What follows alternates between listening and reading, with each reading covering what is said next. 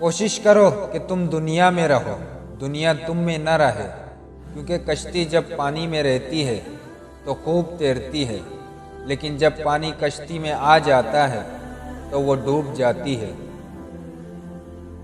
دنیا میں بہترین انسان وہ ہے جس کے لیے کوئی روئے، اور بدترین انسان وہ ہے جس کی وجہ سے کوئی روئے۔ اگر تم کسی کو دھوکہ دینے میں کامیاب ہو جاتے ہو تو یہ مت سوچو کہ وہ کتنا بے وقوف ہے، بلکہ یہ سوچو کہ اس کو تم پر اعتبار کتنا تھا۔ اگر تمہیں یقین ہو جائے کہ تمہارا رزق اللہ کے پاس ہے تو پھر رزق کی نہیں، اللہ کی تلاش کرو جس کے پاس تمہارا رزق ہے۔ رزق کے پیچھے اپنا ایمان خراب مت کرو، کیونکہ نصیب کا رزق انسان کو ایسے تلاش کرتا ہے جیسے مرنے والے کو موت۔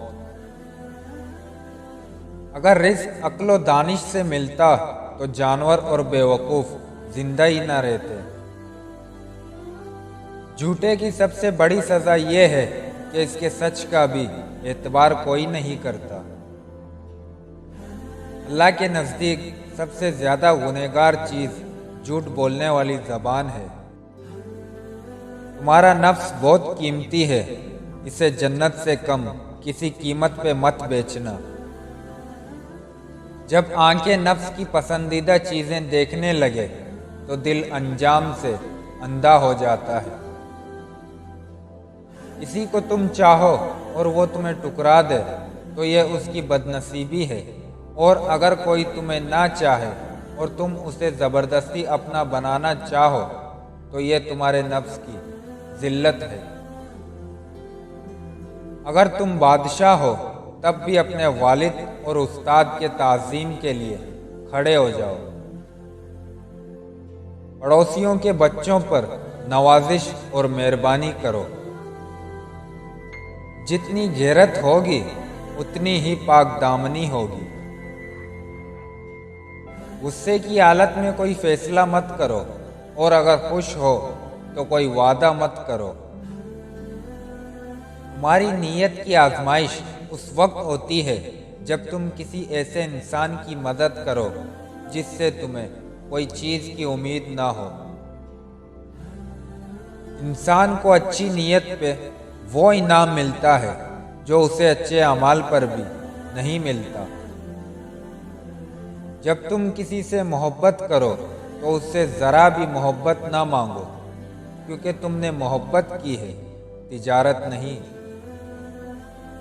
اگر تمہیں ایک دوسرے کی نیتوں کا پتہ چل جائے تو تم ایک دوسرے کو دفنانا ہی چھوڑ دو گے۔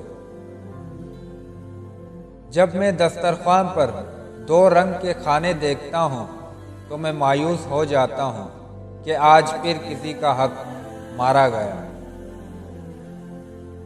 پریشانی خاموش ہونے سے کم، صبر کرنے سے ختم، اور شکر کرنے سے خوشی میں بدل جاتی ہے۔ صبر کی 2 صورتیں ہیں، جو ناپسند ہو اسے برداشت کرنا، اور جو پسند ہو اس کا انتظار کرنا۔ کبھی بھی اپنی جسمانی طاقت اور دولت پر بھروسہ مت کرنا، کیونکہ بیماری اور غربت آنے میں دیر نہیں لگتی۔ تم گلاب کا پھول بن جاؤ، کیونکہ یہ پھول اس کے ہاتھوں میں بھی خوشبو چھوڑ جاتا ہے جو اسے مسل کر پھینک دیتا ہے۔ کسی کو پانے کی تمنا مت کرو، بلکہ اس قابل ہو جاؤ کہ لوگ آپ کو پانے کی تمنا کریں۔